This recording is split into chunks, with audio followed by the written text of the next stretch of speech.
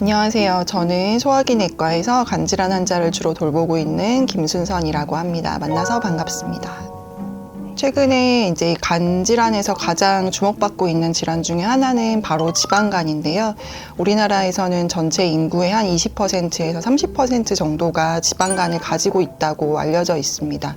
서구에서는 최근에 간 이식을 대기하는 환자 중에 가장 많은 원인 질환이 지방간으로 주목받고 있어서 우리나라에서도 아마 조만간 지방간이 가장 큰 문제를 일으키는 질환이 되지 않을까라고 예상할 수 있는데, 오늘은 이 지방간의 원인이라든가 질환의 치료에 대해서 같이 알아보는 시간을 갖도록 하겠습니다.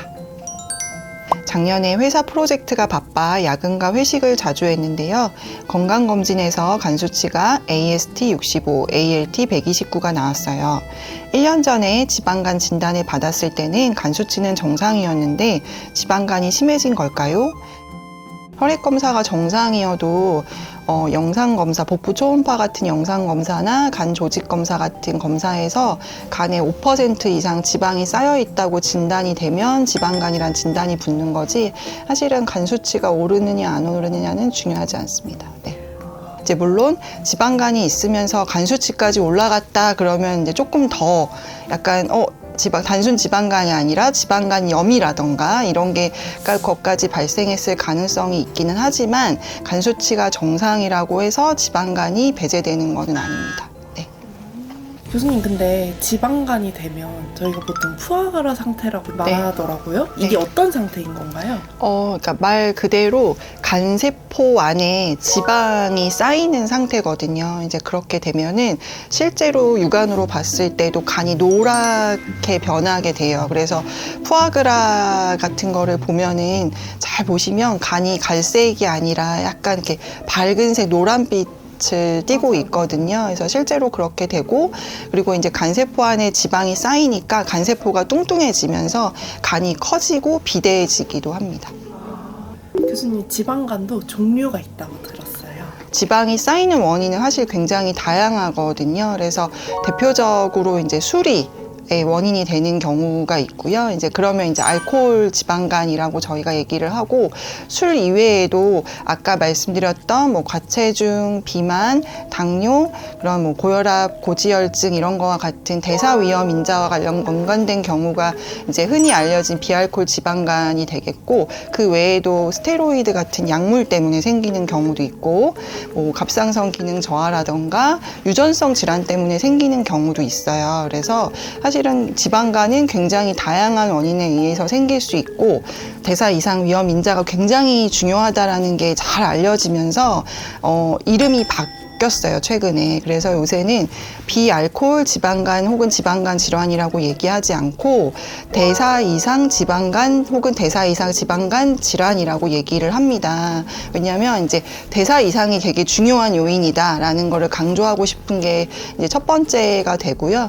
두 번째 같은 경우는 이제 이게 한글로는 똑같이 지방간이지만 영어로는 이제 이전 이름은 fatty라는 단어가 들어가서 뭔가 환자한테 좀 나쁜 이미지를 줄 수 있거든요. 그래서 이제 특히 서구에서는 그래서 그 fatty라는 단어를 스테아토틱이라는 영어 단어로 바꿨어요. 그래서 한글로는 똑같이 지방이라고 해서 이렇게 이름이 명명이 되기는 하지만 이제 그런 점을 좀 이제 변화를 시키려고 바뀌었다라는 걸 말씀을 드리고 싶습니다. 네.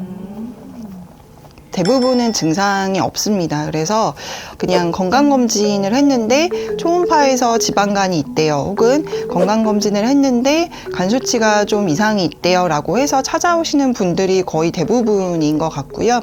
질병이 진행이 되게 되면 사람에 따라서 조금 더 피로감을 느낄 수도 있고, 아까 말씀드렸듯이 간에 지방이 쌓이면 간이 커지거든요. 이제 비대해지면 간이 이렇게 늘어나면서 약간 상복부 불편감을 느끼실 수도 있어요. 그래서 약간 더부룩하거나 약간 명치가 좀 딱딱해지면서 간이 커지는 것 같다거나 이제 이런 식으로 느끼시는 분들도 있고, 지방간 질환은 사실은 되게 넓은 의미의 단어예요. 마치 이제 과일이라는 단어처럼.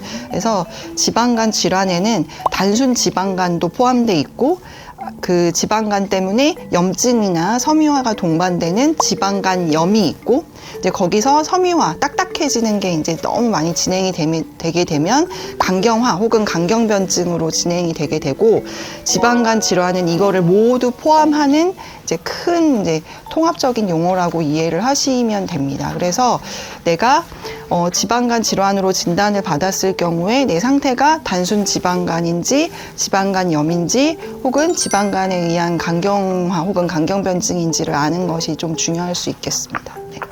건강검진에서 많이 확인을 할 거라고 말씀해 주셨잖아요. 네네. 아까 전에 질문하신 분도 AST, 네, ALT 네, 네. 이런 항목에 대해서 말씀해 주셨는데 네. 이게 뭔가요, 교수님? AST나 ALT는 우리 몸의 간세포 안에 있는 이제 효소입니다. 특히 ALT 같은 경우는 특이적으로 간세포 안에 주로 있는 효소예요. 그래서 만약에 ALT가 혈액 검사에서 올랐다 그러면 뭔가 간에 문제가 있을 가능성이 있는 거죠. 근데 반드시 ALT가 올라갔다고 지방간인 건 아니고, 그게 무슨 뭐 바이러스 간염, 비형 간염이나 시형 간염 같은 거일 수도 있고, 알코올 간염일 수도 있고, 굉장히 다양한 원인에 의해서 어쨌든 간세포에 손상이 되게 되면 그 수치가 올라간다라고 이해를 하시면 되겠습니다. 네. 우리 간 안에는 간세포만 있는 거는 아니거든요. 그래서 담간세포라는 게 있는데, GGT 혹은 감마-GTP라고 하는 수치는 간에 이상이 있을 때도 올라갈 수 있고, 담간세포에 이상이 있을 때도 올라갈 수 있는 간 기능을 보는 지표 중에 하나입니다. 특히 술의 양하고도 굉장히 연관이 있어서요. 술을 많이 마시면 감마-GTP가 많이 올라가고, 금주를 하면 감마-GTP가 잘 떨어져서 이제 금주를 하고 있는지 여부를 환자에게 이제 말로 듣는 것도 있지만, 이제 혈액 검사를 통해서도 이제 좀 체크를 할 수가 있는 그런 수치인데, 감마-GTP 같은 경우가 이제 국가 검진에 포함돼 있어요. 이 수치를 좀 잘 보시면 이렇게 지방간에서도 흔하게 잘 올라가기 때문에 조금 도움이 될 수 있습니다. 네.